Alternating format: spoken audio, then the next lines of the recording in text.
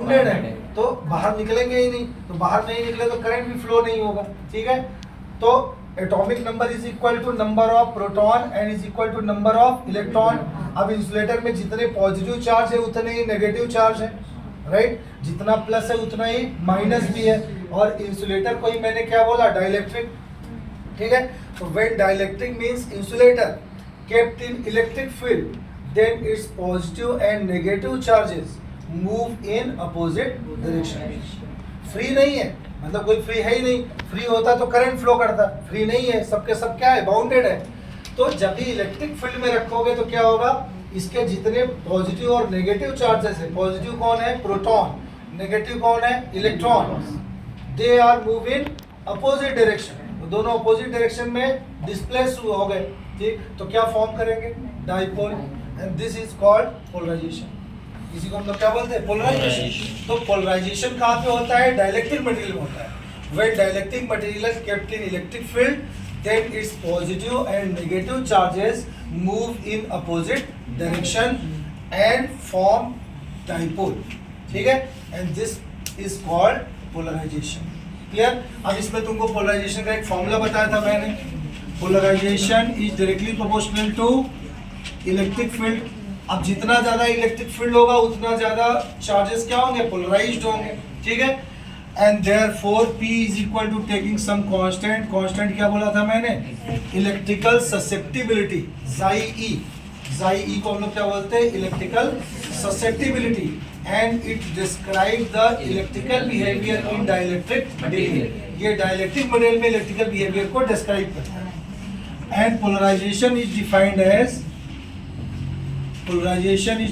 As net dipole moment per unit volume. ये दोनों formula तुमको बताया था मैंने पोलराइजेशन में।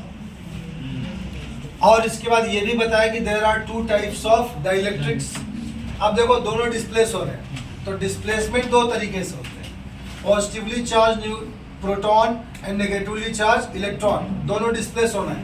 तो एक कंडीशन क्या है कि पॉजिटिवली चार्ज प्रोटॉन का सेंटर ऑफ मास और नेगेटिवली चार्ज इलेक्ट्रॉन का सेंटर ऑफ मास, दोनों अगर कोइंसाइड नहीं हो रहे तो वो कौन सा डाइलेक्ट्रिक होगा, पोलर डाइलेक्ट्रिक। मतलब समझ रहा है? अब ये तुम्हारा हो गया टोटल नेगेटिव, और पॉजिटिव वाला डिस्प्लेस होके कहाँ पे आ गया, यहाँ पे। अब देखो दोनों का सेंटर क्या है, अलग अलग है, तो ये कौन सा डाइलेक्ट्रिक हो गया, पोलर डाइलेक्ट्रिक। दूसरा कंडीशन, डिस्प्लेसमेंट तो हो रहा है बट दोनों का सेंटर क्या हो रहा है, कोइंसाइड हो गया। ये कौन सा डाइलेक्ट्रिक हो गया, नॉन पोलर। तो डेफिनेशन क्या है, polar molecule is one in which centre of mass of positively charge proton and negatively charge electron do not coincide with each other. Coincide नहीं करेंगे तो अलग अलग रहेंगे, अलग अलग रहेंगे तो क्या फॉर्म करेंगे, डाइपोल। तो नेक्स्ट पॉइंट क्या लिखाया था मैंने, they have permanent electric dipole moment. Clear? In case of non polar molecule, अब नॉन पोलर में क्या होता है, centre of mass of positively charge proton and negatively charge electron coincide with each other. अब दोनों कोइंसाइड हो गए। देखो कोइंसाइड कब होगा, जब दोनों का सेंटर ऑफ मास क्या हो, सेम। सेम कब होगा, जब दोनों एटम सेम होंगे। जैसे दो हाइड्रोजन ले लिया, अब दोनों हाइड्रोजन है तो दोनों का सेंटर ऑफ मास क्या रहेगा, सेम रहेगा, तो दोनों का सेंटर ऑफ मास क्या होगा, कोइंसाइड हो जाएगा। लेकिन तुम एक हाइड्रोजन ले लिया, दूसरा क्लोरीन ले लिया, अभी क्लोरीन का एटॉमिक नंबर कितना है, 17, हाइड्रोजन का एटॉमिक नंबर कितना है, 1, तो किधर से सेंटर ऑफ मास दोनों का सेम रहेगा, नहीं सेम है। तो नहीं सेम होगा तो दोनों का centre of mass do not coincide, तो क्या फॉर्म करेंगे, डाइपोल। तो जितने भी पोलर डाइलेक्ट्रिक्स होते हैं वो डाइपोल फॉर्म करते हैं, जितने नॉन पोलर होते हैं वो डाइपोल मोमेंट फॉर्म नहीं करते। क्यों नहीं करते, क्योंकि दोनों का सेंटर ऑफ मास कोइंसाइड हो गया, तो प्लस और माइनस क्रिएट हुआ ही नहीं, प्लस माइनस होगा तो डाइपोल बनेगा। ठीक है, अब इसके बाद फिर कौन सा टॉपिक है, अब वो तो इलेक्ट्रिक फील्ड में जब भी प्लेस करते हैं तो नॉन पोलर को इलेक्ट्रिक फील्ड में डालते हैं तो क्या होता है, इनके जो पॉजिटिव चार्जेस होते हैं इलेक्ट्रिक फील्ड के डायरेक्शन में शिफ्ट हो जाते हैं, वो टाइनी डाइपोल फॉर्म करते हैं। यही बताया था ना मैंने। जो नॉन पोलर है उनका दोनों का सेंटर सेम है और तुमने उनको रख दिया कहाँ पे, इलेक्ट्रिक फील्ड में। अभी इलेक्ट्रिक फील्ड में आ गए तो क्या होगा, इलेक्ट्रिक फील्ड के डायरेक्शन में इलेक्ट्रिक फील्ड उसको क्या करेगा, पुल करेगा, खींचेगा अपने साइड। तो पॉजिटिव वाले खींच के चले गए किधर, इलेक्ट्रिक फील्ड के डायरेक्शन में, नेगेटिव वाला क्या करेगा, अपोजिट जाएगा। तो क्या फॉर्म किया, टाइनी डाइपोल। बस समझा।